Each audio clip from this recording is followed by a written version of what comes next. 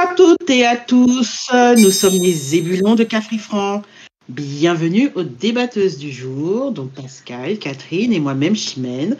Et bienvenue à toutes celles et tous ceux qui vont nous écouter sur notre audio vidéo cast sur YouTube. Donc notre thème de ce jour, gourmand, fun et responsable. Et une fois n'est pas coutume, ça va être une causerie qui va être un petit peu différente de ce qu'on a l'habitude de faire, en tout cas dans sa manière de son déroulement. Donc les filles, allons-y pour notre débat sur... ça sera un thème un peu cuisine. Donc qui veut se lancer?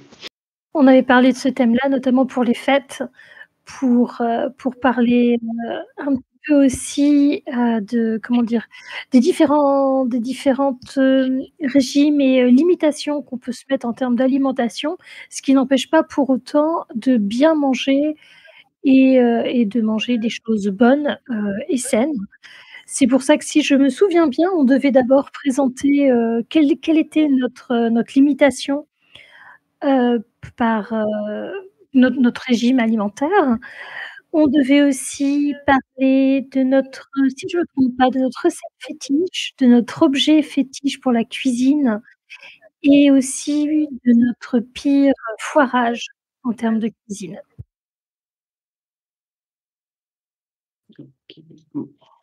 Moi, je sais. Alors, si je dois dire, appareil fétiche. Fétiche, je dirais pas fétiche, mais c'est l'appareil que j'utilise pratiquement tout le temps quand je fais de la cuisine, gâteau ou autre. C'est le batteur. C'est ce que j'utilise pour tout. Pour faire les crêpes, pour faire les gâteaux, pour faire les tartes. C'est l'ustensile que je prends, mais à chaque moment. Donc, je n'ai pas de robot. J'utilise très peu de robots. J'utilise un bol, un fouet électrique. Donc, ce que j'appelle un fouet électrique. Ça, c'est déjà mon appareil fétiche. Pour moi. Et toi, Pascal? Ah, moi, mon truc, c'est mon Magic Bullet. Mon blender. Ah, mon blender. J'adore mon blender. J'en ai rêvé de mon petit blender où je peux faire les jus, les sauces, les machins, les saucis, hacher, couper, refaire les machins et autres. Ah, c'est mon blender. Ah oui, je l'utilise presque tous les jours. Chaque fois que je fais quelque chose, oui, mon blender. Couper les oignons, couper l'ail, faire la vinaigrette, ou ensuite après faire une mayonnaise, ou encore couper toutes les fines herbes. Ah non, c'est mon blender. Ah ouais, j'adore mon Magic Bullet. Ensuite après pour faire les jus. Oh, mais c'est une tuerie quoi. Tu fais tes smoothies, tu fais tes trucs, tu fais tes ci, tu mélanges tous les fruits, tu mélanges ceci, tu mélanges cela. Ah non, je l'adore. Et toi, Catherine? Alors moi, mon appareil fétiche, alors c'est pas exactement un appareil, mais c'est un ustensile fétiche, c'est une papillote en silicone, parce que donc, alors c'est en lien aussi avec la limitation, c'est-à-dire que mon compagnon ayant eu un infarctus et a découvert qu'il avait du diabète, d'un coup on limite tout ce qui est graisse, sel, sucre. Et la papillote, c'est génial. On prend n'importe quoi comme légumes, comme féculents, on fait des petits dés, on met dans la papillote un verre d'eau, des épices diverses et variées, 15 minutes au micro-ondes, et rien, j'allais dire rien n'y résiste, c'est-à-dire qu'on finit, on met aussi bien des navets, des courgettes, on finit avec des choses fondantes et super bonnes. Et j'avoue que là maintenant, je pourrais plus me séparer de ma papillote en silicone. Et donc les filles, moi donc là j'ai mentionné les limitations à la maison, c'est-à-dire un minimum de graisse mais pas trop, limiter le sucre, limiter le sel. Et vous, est-ce que vous avez des limitations particulières à votre alimentation? Alors, en ce qui me concerne, j'essaye, et comme toi, Catherine, de faire de me limiter aussi tout ce qui est graisse. Donc, nous, et Pascal ne pourra pas me démentir, aux Antilles, on aime tout ce qui est en plat, en sauce, tout ce qui est gras. Ça, on a été élevé dans ce sens-là, effectivement, et donc on a été habitué à ça, et donc c'est un peu compliqué. Donc maintenant, pour qu'il y ait de la sauce, mais pas de la sauce gras, je vais utiliser des tomates. Je vais faire une sauce tomate, enfin quelque chose d'assez avec des légumes frais, avec des tomates fraîches. Mais ou quand je vais cuire, donc j'ai un appareil, je sais pas, un cook, je sais pas, qui permet de mettre donc la viande, mais sans gras. Donc ça cuit, mais ça ne, la graisse en fait elle descend, donc elle est récupérée en bas. Donc en fait c'est un peu comme si tu faisais que des trucs grillés. Je vais faire du poulet, je vais faire des, je sais pas, n'importe quoi. Je vais cuire sans mettre gras. Ou quand je mets du gras, je vais utiliser de l'huile d'olive, qui est mieux on dit. Mais je vais pas utiliser de graisse quand on a la tonne d'huile. Non, non, non, ça c'est, j'évite énormément. Donc du coup, c'est vrai que quand on achète une bouteille d'huile d'olive, elle nous dure longtemps, longtemps, longtemps. Donc c'est vraiment cuire en faisant des aliments grillés. Enfin, voilà, grillés mais sans sauce quoi, sans gras. Donc c'est limiter surtout le gras. Les gâteaux, c'est pareil. Quand on a une recette où on va te dire 250 grammes de sucre, bah, généralement, on va essayer de diviser par deux la quantité de sucre. Voilà. Ça, c'est pour moi, Chimène. Et toi, Pascal? Ben, tu viens de mentionner ce que je peux pas manger, la tomate. Je ne peux pas manger de tomate, point barre. Donc tomate, tout ce qui est trop acide et autres. Et donc là, c'est vrai qu'en ce moment, je retrouve, ça faisait longtemps que ça m'était pas arrivé, mais je sais pas pourquoi, de nouveau, des brûlures d'estomac, mais horribles. Et donc, tout ce qui est acide et autres, là, ça passe pas du tout. Et donc la tomate, ça fait très, très, très, très longtemps que j'ai pas mangé une tomate. Donc, et côté piment, est-ce que ça concerne aussi les piments, par exemple? Non, les piments, ça va, puisque là, donc on pimente, mais tu vois, ce sont des épices, ça passe. Mais c'est la tomate en elle-même que ça passe pas. Et certains aliments aussi, dès que je les ai, brûlure d'estomac tout de suite, quoi. Et donc, dont la tomate. Et je sais qu'il y a certaines personnes qui peuvent prendre un jus d'orange tôt le matin, ça leur fait rien du tout. Moi, je prends un jus d'orange, 2 heures, non, même pas 2 heures, 1 heure après ou 2 heures après, ça y est, j'ai mon estomac qui commence à brûler. Donc, je peux pas commencer ma journée en buvant un jus d'orange. Mais c'est comme ça que j'ai compris, hein. Au départ, je voulais faire un super petit déjeuner bien et autres, et je me dis, on commence par le jus d'orange. Quelle bêtise! C'est à ce moment-là que tout s'est bien enflammé. Donc, le jus d'orange, l'orange en elle-même, j'évite, hein. J'évite orange, clémentine. Je vais manger une clémentine comme ça. Mais l'orange à jeun, tu veux ma mort, là, c'est bon, quoi. Orange et tomate. D'accord.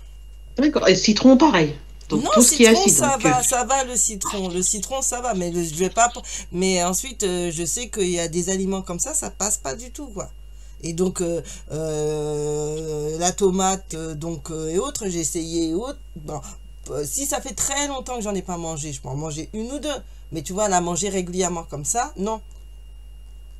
Et sauce tomate, Non, même pas cuisinée. sauce tomate non plus. Sauce tomate non plus. La dernière fois, donc, j'ai pas pu résister. Alors, il y a ce qu'on appelle, donc, il y a le dombré aux crevettes. Le dombré aux crevettes, tu dois mettre de la tomate. Avant, j'en mangeais tout le temps. C'est mon truc favori, le dombré aux crevettes. Et donc, ma mère, elle en avait fait. Et donc, elle dit, ah, mais Pascal, tu manges pas de tomates. Elle dit, bon, allez, on va quand même essayer. Mais entre-temps, j'ai pris le médicament, j'ai pris tout pour pouvoir que ça passe, quoi. Mais c'est vrai qu'un dombré aux crevettes, avec tout ce que c'est bon, avec les tomates, les machins, les ceci, les oignons, les trucs, les machins, donc, et les crevettes, les grosses crevettes, pas les petites crevettes toutes nazes, mais les grosses crevettes, les belles grosses crevettes. Ouais, j'ai pas pu résister. Mais bon, j'en ai pas mangé beaucoup. Mais c'était trop tentant, quoi. Non, c'est pas possible. Mais, quand je fais ça, je sais que après, c'est soft pendant à peu près une semaine, pour être bien. Ta limitation, c'est les tomates. Okay. Moi, c'est le gras, le sucre. Presque comme Catherine, quoi. Dans notre alimentation. En fait, l'alimentation, ce que j'ai remarqué, parce que si on continue dans notre démarche de bien, de bien, de responsable, c'est que souvent on pense qu'il faut supprimer. Tu veux perdre du poids, il faudrait supprimer de ça, supprimer. Tu peux supprimer, mais en fait, c'est ce qui compte, c'est surtout les quantités que tu prends. Les Pour ne pas quantités. te... Excuse-moi, je suis Oui, médiatique. Non, j'allais dire les non, quantités aussi, la fréquence. C'est-à-dire que Oui. on fait encore des petits plats en crème, et j'en parlerai pour la recette fétiche tout à l'heure. Mais ce qui compte surtout, c'est pas tous les soirs, c'est pas, enfin, voilà, c'est une histoire de fréquence. Enfin, ça revient avec la quantité, mais voilà, on peut et quelque part on doit manger de tout. Alors peut-être pas forcément des tomates pour Pascal, mais tu parlais effectivement de limiter les huiles. Ça ne veut pas dire non plus qu'il faut complètement bannir les huiles, et ni le sucre d'ailleurs. Exactement. Il faut savoir trouver des aliments qui vont remplacer tout par exemple, le matin, quand je prenais les petits déjeuners, c'est les trucs basiques, les céréales achetées là. Du coup, maintenant, j'ai arrêté. J'aime bien le fromage blanc, donc je prends du fromage blanc. Je remplace donc ce côté un peu sucré par des bananes. Donc, je vais mettre des bananes dedans. Et comme j'aime beaucoup tout ce qui est noix de cajou, raisins secs, je vais mettre des raisins secs, des noix dedans pour que mon petit déjeuner soit plaisant, pour ne pas me sentir frustrée. Parce que j'aimais bien les petites céréales qu'on achète au supermarché, mais sauf que c'est hyper sucré. Et c'est pas très, très. Au niveau calorique, c'est pas bon. Et donc, Vas-y, continue, pardon. non, donc du coup, effectivement, je préfère garder ce côté fun quand je mange mon petit déjeuner pour que ça soit plaisant, mais en essayant de limiter au mieux, je ne sais pas si c'est parfait, mais au mieux la quantité de sucre ou de gras. Je te rejoins sur le petit déjeuner, parce que moi j'avais tendance à manger surtout rapidement, donc des choses préfaites, à base souvent de tartines, brioches, biscottes, pain de mie, avec quelque chose qu'on met dessus, ou généralement le quelque chose qui est dessus, c'est soit un peu de beurre, soit de la confiture, donc des choses qui sont quand même assez sucrées et qu'il faut quand même limiter. Et le problème que j'avais, c'est que si j'en mangeais pas quand même 2 ou 3, j'étais pas calée pour la matinée.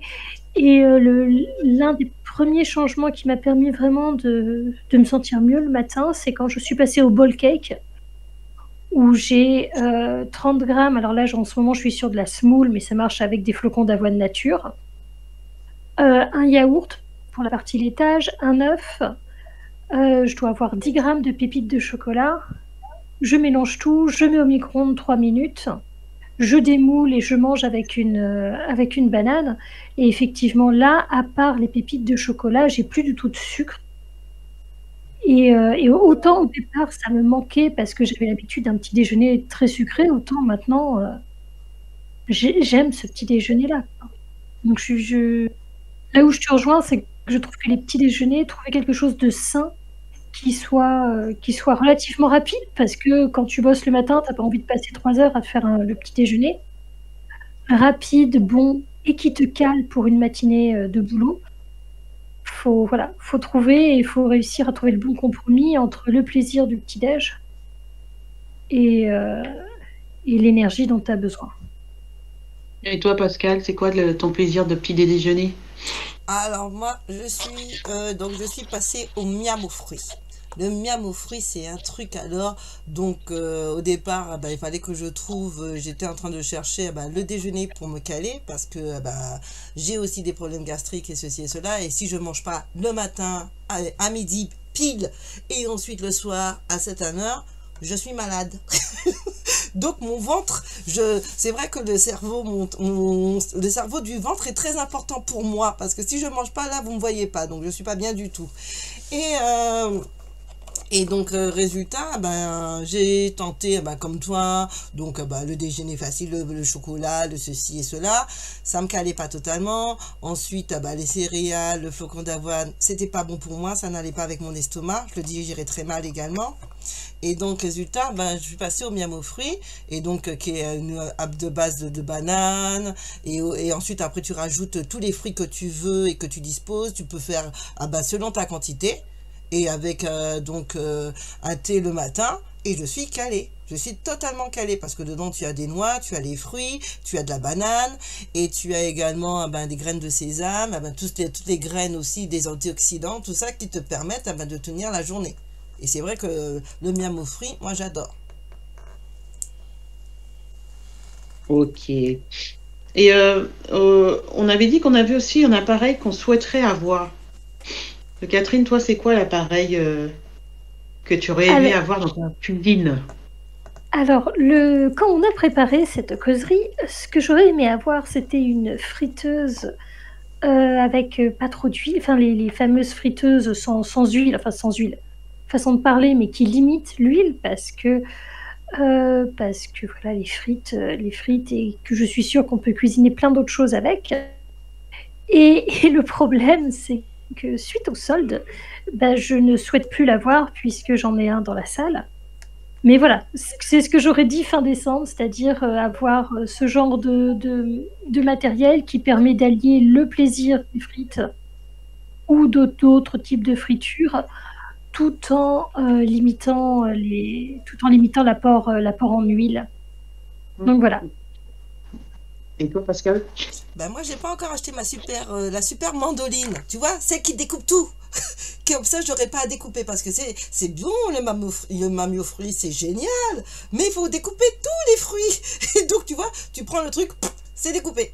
Tu sais, les grands appareils là où tout est découpé, tu mets ta pomme, tu mets ta pomme, tu mets ta poire, tout machin, et ça coupe tout d'un seul coup.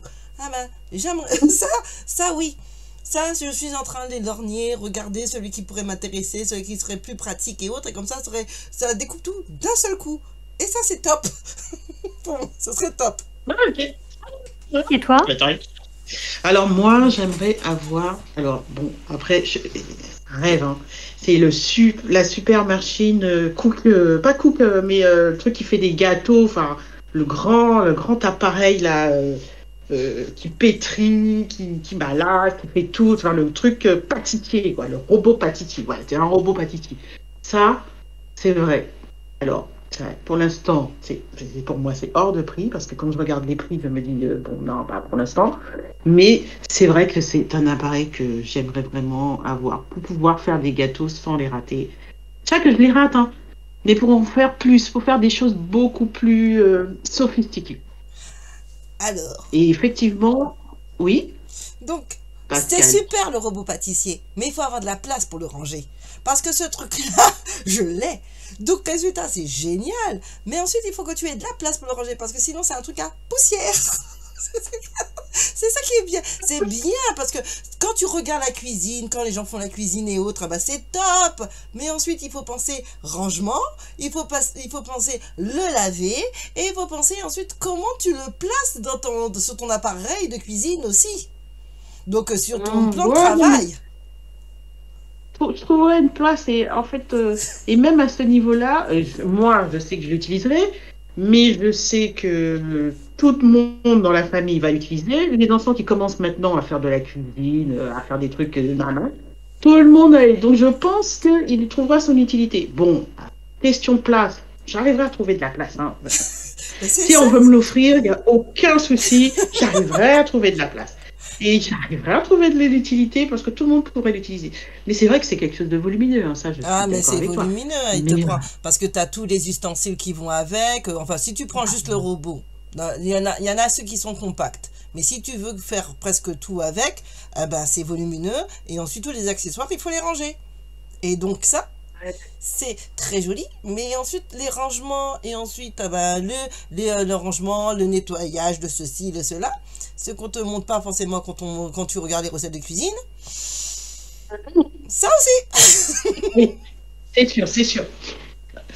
Et alors, comme on parle d'appareil, on va parler maintenant des recettes, parce que effectivement, c'est bien d'avoir tout ça, d'avoir un appareil fétiche, d'avoir un appareil qu'on souhaite, mais les filles, dites-moi, quelle recette que vous faites le plus souvent et que surtout que vous aimez.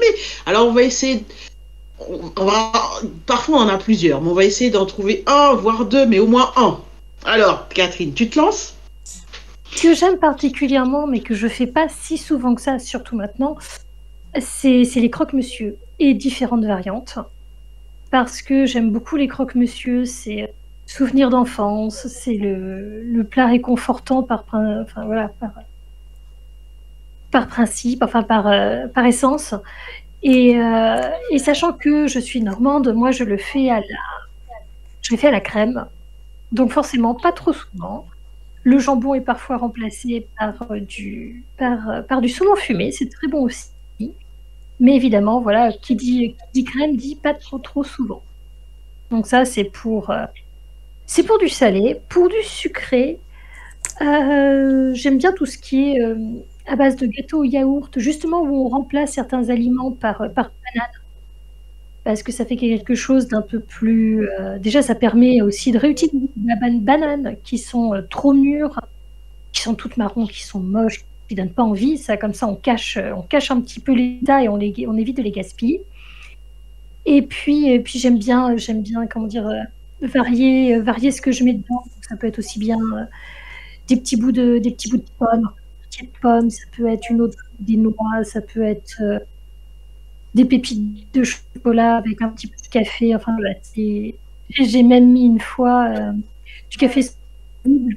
C'est très marrant parce que le goût du café est un peu partout, mais dans la mie du gâteau, en fait, on voit des auréoles noirs là où les grains étaient déposés. Donc, je trouve ça assez marrant comme tête. Mais voilà, moi, une espèce de gâteau à la banane, gâteau au yaourt, un petit peu un mélange des deux. Ce serait ça en sucré que je fais. Je ne fais pas encore de gâteaux de beaux gâteaux qui ont le droit à un sucrage derrière, enfin un glaçage derrière, ce genre de choses. Je suis pas encore au point. En tout cas, ça donne faim. Hein. Et toi, Pascal? Ah bah, alors, parce qu'on avait dit aussi qu'on discutait de ceux qu'on était obligé de faire comme plat, vu nos difficultés, c'est-à-dire nos petits problèmes et autres de santé. Donc, moi, j'avais pensé à, comme je peux pas manger de pizza, et que parfois j'ai envie de manger quelque chose qui aille vite et bien, ce que je fais, c'est que je me prends une pâte feuilletée, je mets de la crème fraîche dessus, et ensuite après je rajoute des oignons, du jambon, ensuite après du fromage râpé et autres, une espèce de flamme cruche mélangée quoi, avec bien sûr des petites herbes et compagnie partout, des petites herbes. Ensuite qu'est-ce que je rajoute également? Des petites herbes, des lardons, jambon plus lardons, donc ça va pour moi, hein. Et donc comme ça je mets tout ça au four. Et ça me coûte que 10 minutes et ça va très vite. Et donc comme ça me va. Et comme ça me permet c'est pas totalement la pizza. Ou parfois quand j'achète une bonne pâte de pizza, comme ça je mets avec une bonne pâte de pizza. Mais ça me permet d'avoir une recette rapide. Ça c'est pour le côté rapide et autres et donc salé. Et de l'autre côté, ce que j'adore faire du côté sucré, c'est mon tourment d'amour. Mais ça fait longtemps que j'en ai pas fait. Alors je t'explique qu'est-ce que c'est que le tourment d'amour. C'est une tuerie. Donc je t'explique Catherine. C'est déjà tu as donc une pâte sablée. Donc certains préfèrent une pâte pas sablée, mais moi je préfère avec la pâte sablée. Ensuite tu mets de la confiture de coco, tu mets ensuite une crème pâtissière et ensuite tu rajoutes ça sur une génoise. Et donc ça te fait un bon pavé. Mais c'est trop bon, c'est une tuerie. C'est une tuerie. J'en ai déjà l'eau à la bouche. Ça fait longtemps que j'en ai pas fait, mais c'est vrai. Bon, peut-être que je me suis trompée sur les couches, hein, mais voilà. Ou je me trompais sur les couches, c'est pas grave, mais je le fais à ma sauce. Confiture de coco, crème pâtissière et génoise. Et tout ça parfumé avec du rhum, de la vanille, de la cannelle, de la muscade. Qu'est-ce que t'en penses, Catherine? Alors moi, côté salé, ce serait le gratin de banane jaune. Alors je le fais de deux manières. La manière grasse, ce serait de faire frire d'abord les bananes qu'on coupe. Donc ce sont des bananes plantains, pas des bananes, ce qu'on appelle nous les bananes jaunes. En Afrique, ils appellent ça des bananes plantains. Donc c'est des bananes qui sont un petit peu plus massifs, qu'on mange pas comme des bananes fruits quoi. Et donc tu les coupes en tranches et tu les fais frire Et après, tu les mets, tu les mets dans, tu fais tu les mets dans un moule qui va au four. Donc, je mets une couche de banane jaune, une couche de crème, pas de crème, ah, pardon. Euh, ah là là, bah, dis donc, j'ai un trou de mémoire. C'est ce que l'on met quand on fait de la farine, du Béchamel. lait pour Béchamel. une béchamel, voilà. Une béchamel, donc la béchamel, des lardons, donc genre, c'est vraiment, c'est la partie grasse, hein, le lardon, et du fromage, hein, et tu mets au four. Ça, c'est la manière un peu grasse. Ou la deuxième manière, c'est de faire bouillir les bananes.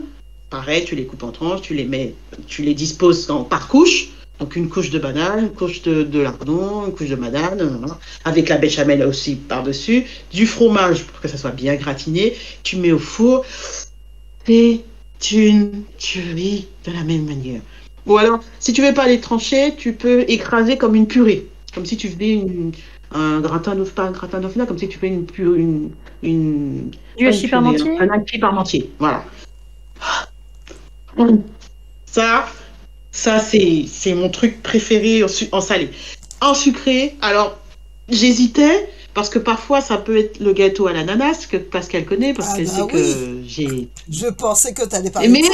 c'est en, voilà, c'est en concurrence avec la forêt noire. Parce Ah, que, effectivement, comme je commence bien à le maîtriser, donc c'est les deux gâteaux que j'aime, que j'affectionne en général quand je fais mon anniversaire ou que je fais la vidéo, je me dis, ah, aujourd'hui, je vais faire un gâteau à la nata. Encore?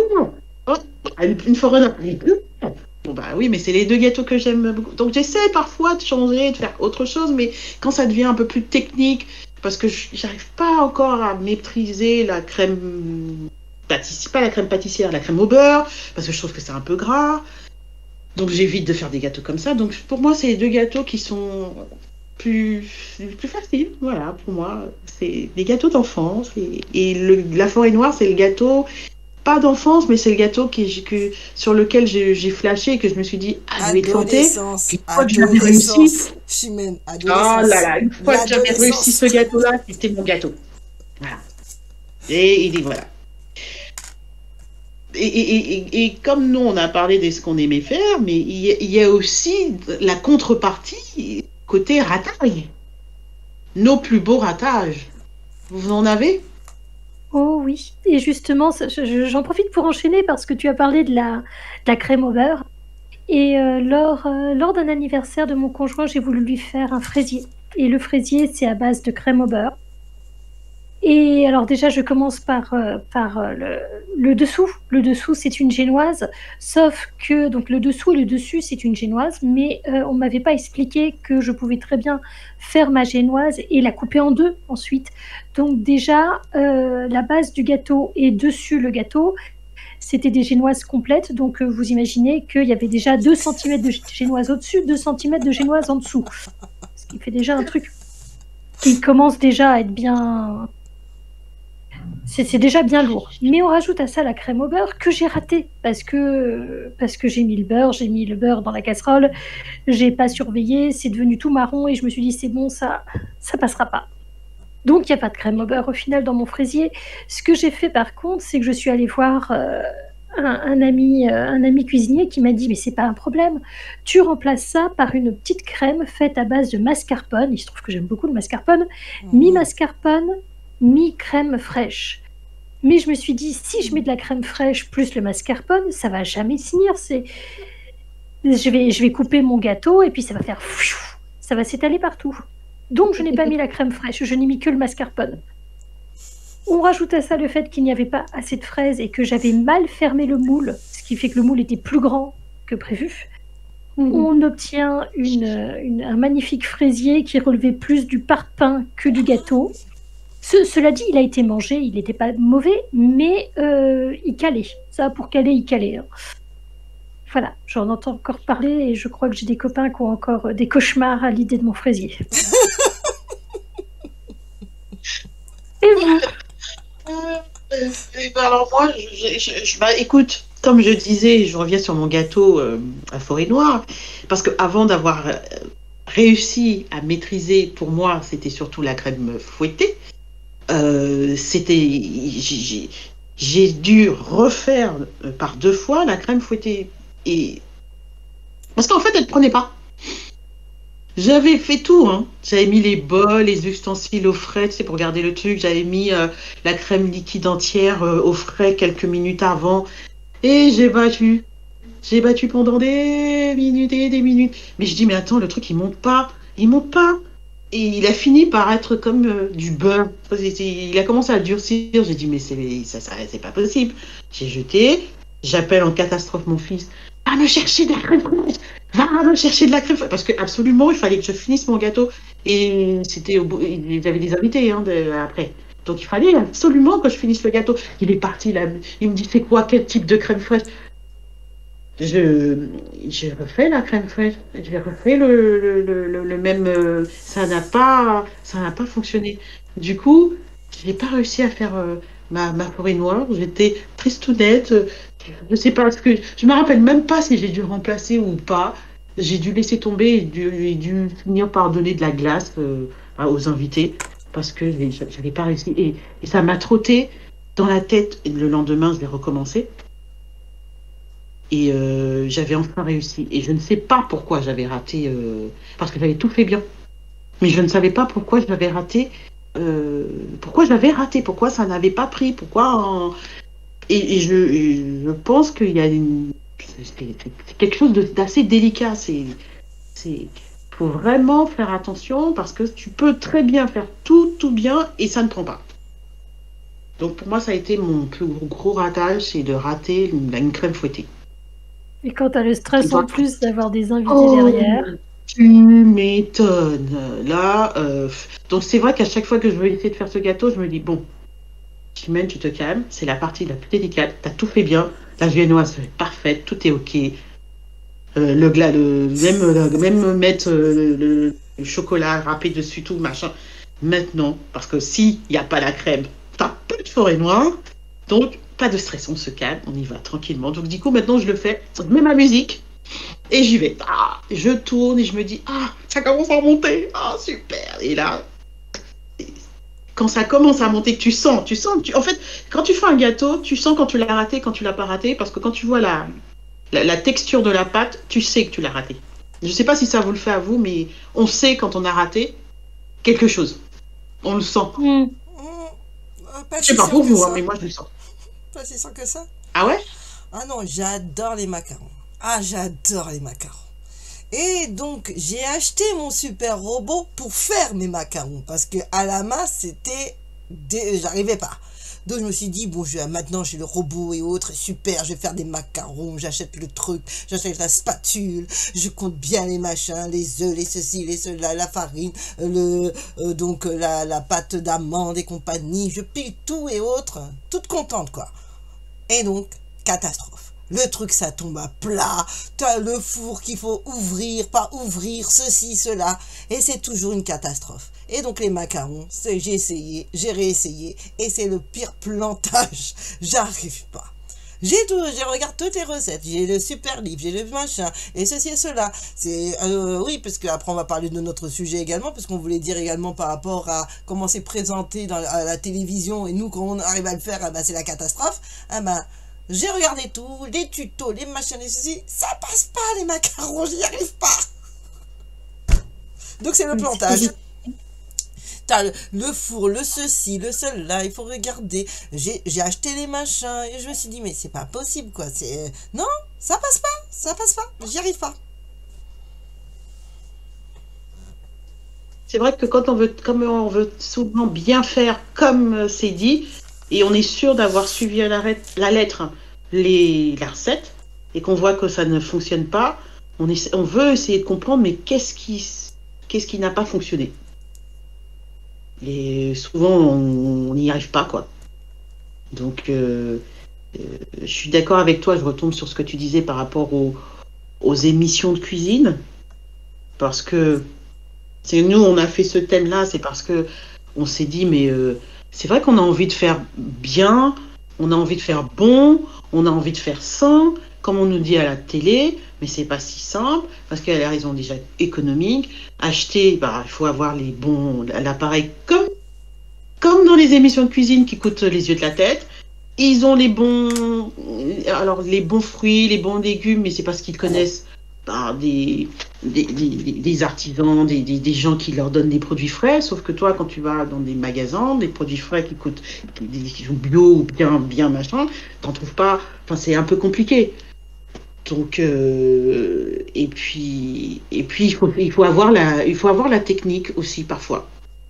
Quand tu veux faire des choses comme les macarons, c'est technique, c'est assez technique. Ah, Et il suffit pas d'avoir l'appareil, ceci, cela. Il y a aussi certainement une technique. Je sais pas ce que vous en pensez. Vous. Oui, non, il y a la Catherine. technique. Je veux dire, être cuisinier, être pâtissier, c'est quand même un métier, il y a un savoir-faire. Après, moi, ce que je regrette plus sur les émissions, alors, je vis surtout les émissions des grandes chaînes et des grandes chaînes nationales, c'est que c'est jamais vraiment adapté à différents régimes. C'est-à-dire quand je vois certains trucs où ils rajoutent du gras, ils rajoutent ci, ils rajoutent ça. En plus, il y a un système de mode en ce moment. La mode, c'est l'ail des ours, et on voit les différents participants qui mettent de l'ail des ours à toutes les sauces. Où on a parfois des associations un peu n'importe quoi. Je me souviens d'une émission avec de la glace aux crustacés. Bon, je suis pas tout à fait convaincue. Il y a comme un décalage entre ce qu'on peut voir à la télévision, où effectivement, ce sont peut-être des cuisiniers excellents, mais en même temps, à côté de ça, par rapport aux contraintes qu'on peut avoir à domicile, que ce soit les contraintes en termes de régime ou de finances, il y a un vrai décalage entre ce qu'on voit, ce qui nous fait rêver ou pas d'ailleurs, et ce qu'on peut réellement faire, ce qu'on a envie de faire. mais il y a aussi, comme tu disais aussi, il y a tous les appareils, il y a toutes les possibilités également, il y a toute la fatigue aussi derrière. Parce que c'est vrai que bon, tu te réveilles, tu prends toute ta journée pour faire la cuisine, pour préparer ce plat que tu as vu également. Donc derrière aussi, tu y mets du temps, tu prends du temps dessus. Et c'est pas forcément aussi simple. Leur émission, elle est comprise, leur format est compris entre 30 minutes et 20 minutes. Toi, ça te dure peut-être une demi-heure ou une heure. Hein. Et quand on regarde les éléments fétiches que vous avez, les équipements fétiches qu'on a toutes les trois cités, on est sur des choses qui nous font gagner du temps. Parce que c'est un truc.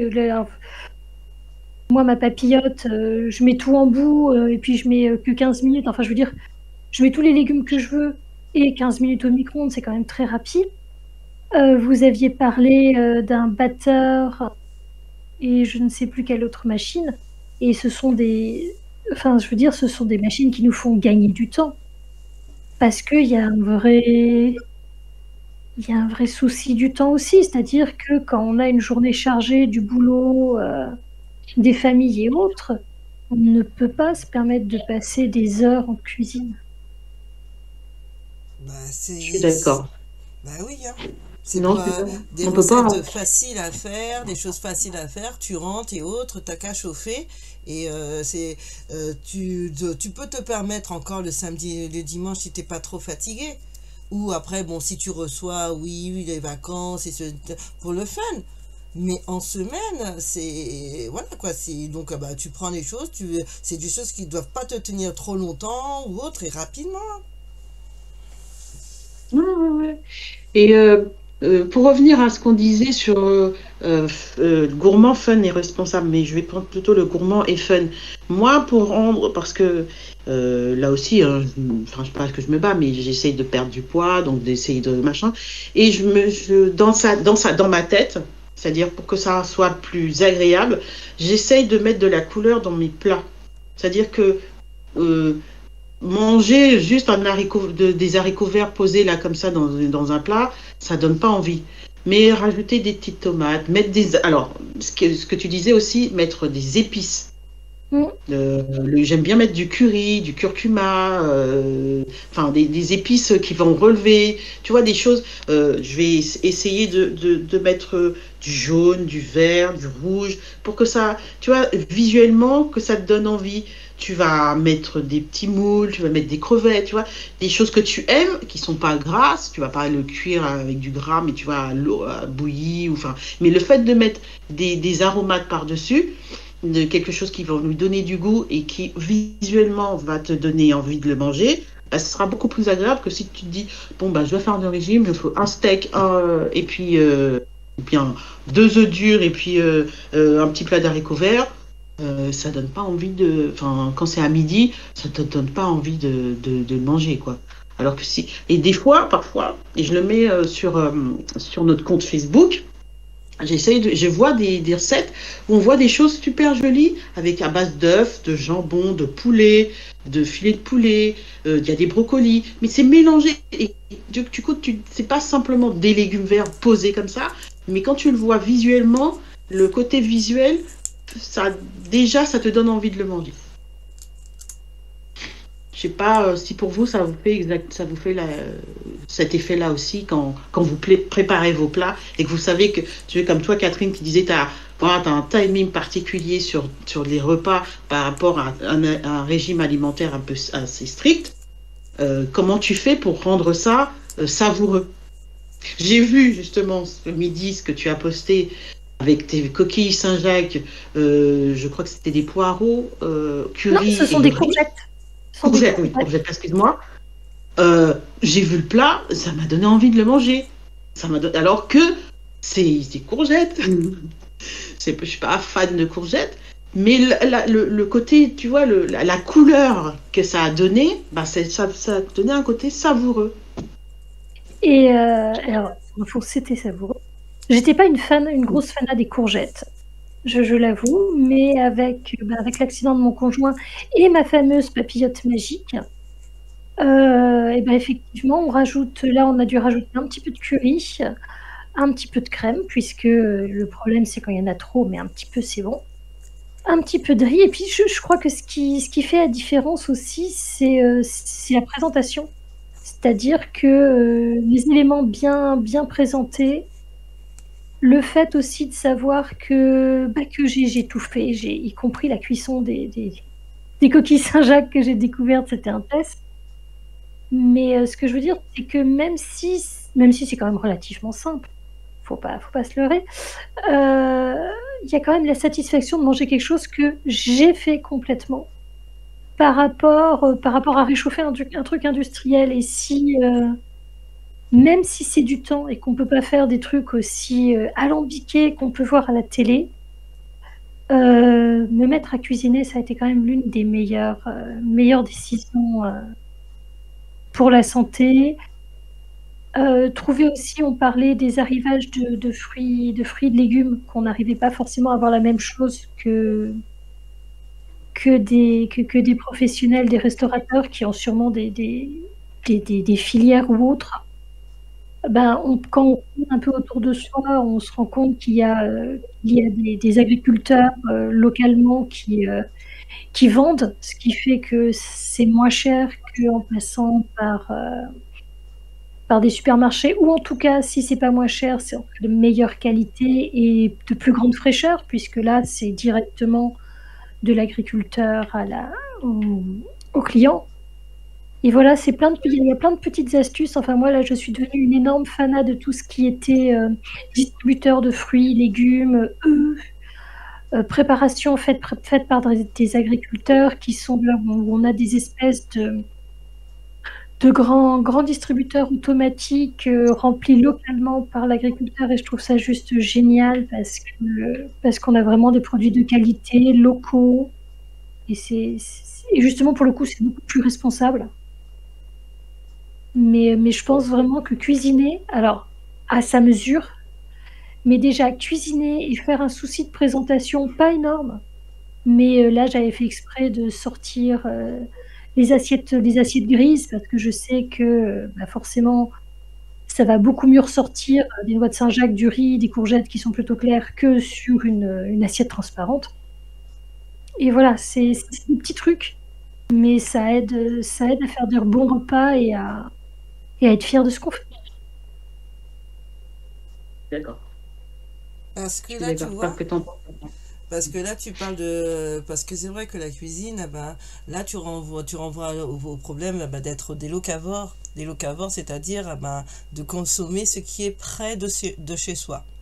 C'est vrai que c'est beaucoup plus facile, eh ben, peut-être parce qu'en Normandie, eh ben, c'est plus facile d'arriver à l'agriculture, mais ensuite, parfois sur Paris, c'est beaucoup plus compliqué, puisque le temps d'arriver, de trouver donc un agriculteur qui soit juste à côté et autres, c'est pas simple. Et ça aussi, ça dépend du lieu où tu habites, ça dépend ensuite eh ben, de ta fréquentation, ça dépend également des finances. Donc ça, il y a le premier choix, il y a ce choix-là aussi. Ensuite, la deuxième chose dont tu parlais également, la cuisine, c'est pas que la nourriture, c'est une histoire aussi d'une histoire de présentation d'un plat. Parce que parfois on mange avec les yeux, bien avant de manger, que ça rentre dans notre bouche et que ensuite de le digérer.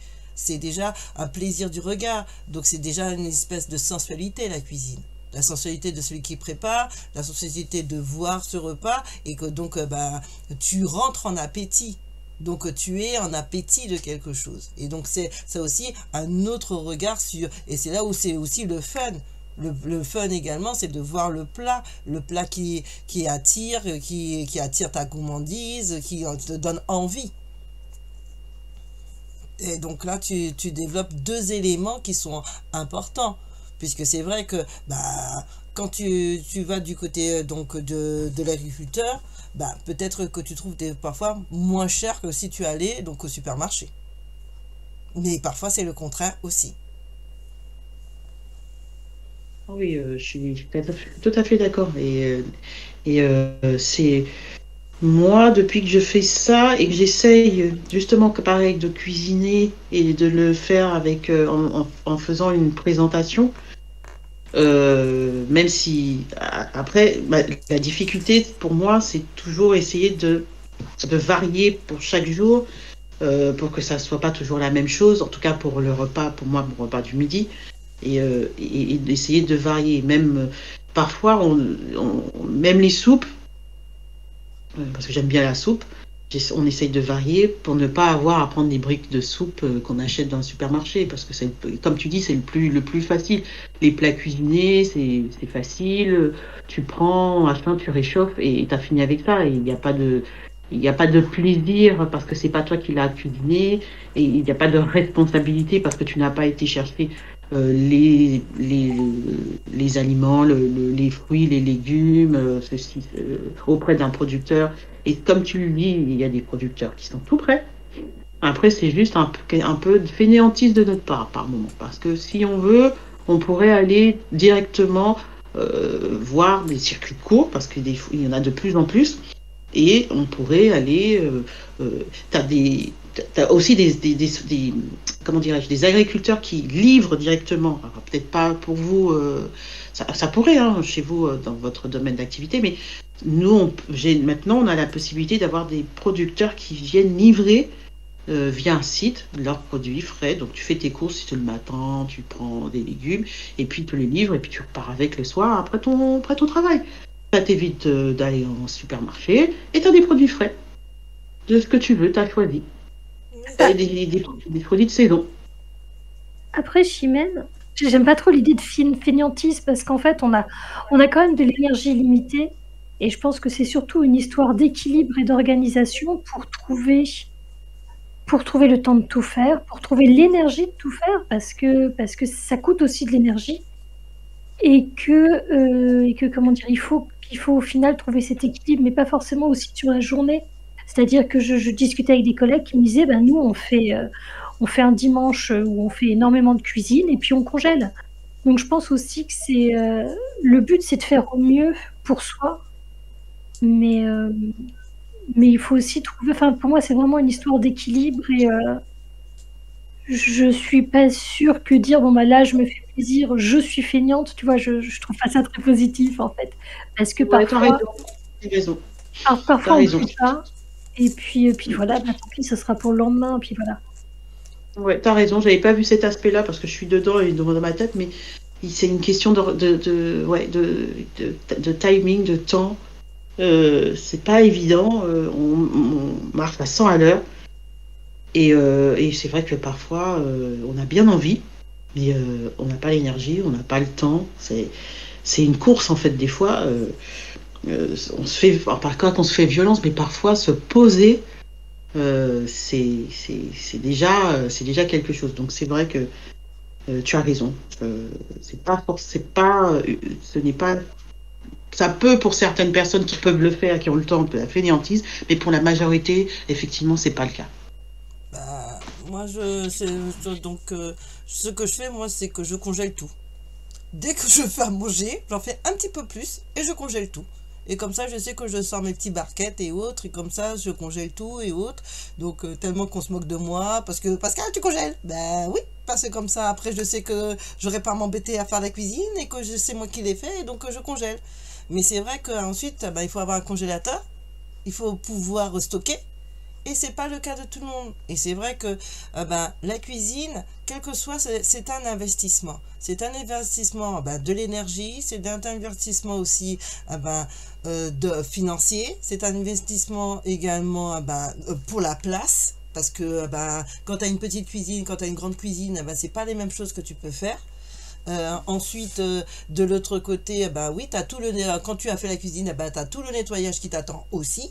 Qui est aussi parce que c'est tout l'aspect, c'est oh c'est beau, c'est bon, on mange, oui derrière, c'est fun, on s'amuse, mais ensuite après il faut tout nettoyer et ça c'est pas aussi fun que ça, mais ça fait partie du lot et tout ça, ben, quand tu commences à le dire et autres, ben, derrière ben, il faut que tu t'investisses. Et quel que soit, ben, tu t'investis, après tu te dis, eh ben, je veux manger bien, je veux pas manger quelque chose qui me rende malade ou autre. Et donc, tu regardes et ben, tu essaies de faire au mieux, tu essaies d'équilibrer et c'est pas simple. Parce que ben, beaucoup de paramètres t'empêchent aussi ben, d'être dans le fun. Parfois, t'as pas le temps de faire du fun, t'as pas le temps de faire la belle présentation, t'as juste faim, il faut que tu manges. Ouais, je connais ça. Ah, je connais ça aussi. C'est le côté un peu. C'est pas tout le temps que tu as envie de. Et tu fais un peu dans. Pas en torse, hein, mais tu pars bien. Enfin, dans la semaine, en fait, moi, enfin, je parle pour moi, dans la semaine, tu pars avec de bonnes résolutions. Enfin, de bonnes résolutions. Tu veux dire, ouais, je vais faire ça, ça, ça. Arrivé au milieu de la semaine, ah non, j'ai pas le temps. Moi, je vais prendre un pain, un sandwich et hop, c'est bon, quoi, basta. J'ai pas le temps d'aller découper des légumes, de faire ci pour pouvoir. C'est. Oui, Souvent, enfin souvent. mais après, si tu es un midi dans la semaine, si Oui. c'est un midi dans la semaine, ça ne porte pas à conséquence. Non, non, ça ne porte pas à conséquence, ça c'est sûr. Mais voilà, des fois, tu n'es pas cadré pour tous les jours en disant je vais faire ça. Ou alors, il faudrait, comme souvent mes enfants me disent, fais un menu de la semaine. Mais fais. Enfin, je veux dire, on est 5. Si chaque personne disait donner une recette, ça irait mieux. Mais non, vas-y, toi, fais du lundi au dimanche, trouve-nous de quoi manger. Non, bah, c'est compliqué, hein. Bah, charge mentale de la mère. Là, tu es en train de nous parler encore d'une autre problématique, puisque qui fait la cuisine? Moi, ça va, c'est moi et moi-même. Mais ensuite, dans une famille, eh ben, si chaque personne faisait un jour, peut-être ça mettrait moins de charge mentale sur ta pauvre petite personne. Ah, mais t'inquiète que c'est ce que j'ai lancé. Et donc, du coup, chaque personne, maintenant, on s'est dit, chaque personne doit cuisiner au moins 1 à 2 fois dans la semaine. Alors, il choisit un matin, un soir. Comme ça, tout le monde met la main à la pâte. Et donc, du coup, quand j'ai fait ça, tout le monde veut. Alors, c'est un peu la surenchère. Donc, du coup, maintenant, c'est pas que c'est une compétition, mais mes enfants, ils mettent la barre tellement haute que tu es obligé de te dire, oh putain, celui-là, il a fait ça. Faut que je fasse quelque chose de plus sophistiqué, mais différent. Donc, en même temps, c'est pas que ça fait une pression, mais en même temps, ça t'oblige à aller chercher quelque chose de différent. Et donc, du coup, dans la semaine, on mange des choses différentes parce que chacun veut essayer de faire quelque chose de différent. Donc, ça met un petit challenge entre nous. C'est qui est assez sympa parce que, effectivement, je mange des choses différentes et bonnes en plus, hein, pas grasses. Ils font très attention à ce que ça soit pas gras. Il y en a, il est plus porté sur de la musique, le repas un peu plus exotique, pas asiatique. L'autre, elle est un peu plus tradition. Enfin, voilà quoi. Donc, on a 5 façons de voir la cuisine différemment. Donc, 5 manières de manger différemment. Une émulation, ben c'est ça, parce que si c'est qu'un seul qui fait la cuisine, oui, c'est pas là, c'est pas le même travail si chaque jour quelqu'un s'occupe, et comme ça, toi, tu n'es pas que là en tant que je peux aussi apprécier la cuisine des autres. Les filles, il est 18h56, il faut qu'on fasse notre conclusion.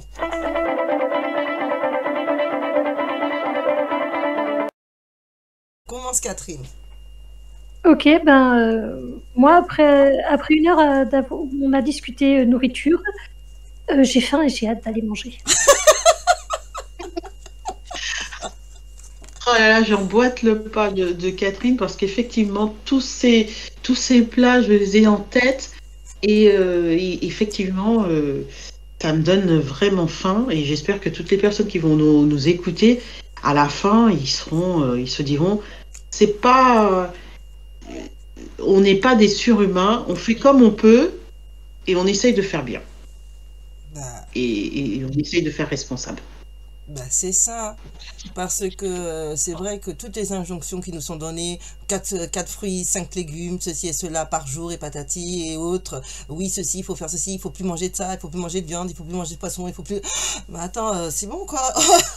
Et comment on fait pour juste bien manger? Donc oui, bien manger avec un budget raisonnable, eh ben, on fait avec ce qu'on peut et comme on peut. C'est déjà, il faut arrêter de se culpabiliser avec la nourriture. Déjà, essayons de faire comme on peut avec ce qu'on a et en essayant d'être équilibré et sans se dire ah bah oui j'ai pas fait ci, j'ai pas fait ça parce que sinon après la nourriture elle passe à travers. Hein. Exactement, ça c'est sûr et certain. Je suis d'accord. Écoutez les filles, merci d'avoir participé à ce format pas habituel. On va retrouver notre format habituel tel que ceux qui nous écoutent ont l'habitude de l'avoir. Normalement, notre prochain rendez-vous, ça sera vivre avec un autiste. Ça sera notre prochaine causerie. Et j'espère que les gens vont apprécier en tout cas ce gourmand fun et responsable. Merci Pascal, merci Catherine, et puis merci à tous ceux et toutes celles qui nous écoutent sur YouTube et qui nous suivent sur Facebook et sur Insta. Bon appétit, à bientôt les filles. Bon appétit, bien sûr. Bon appétit.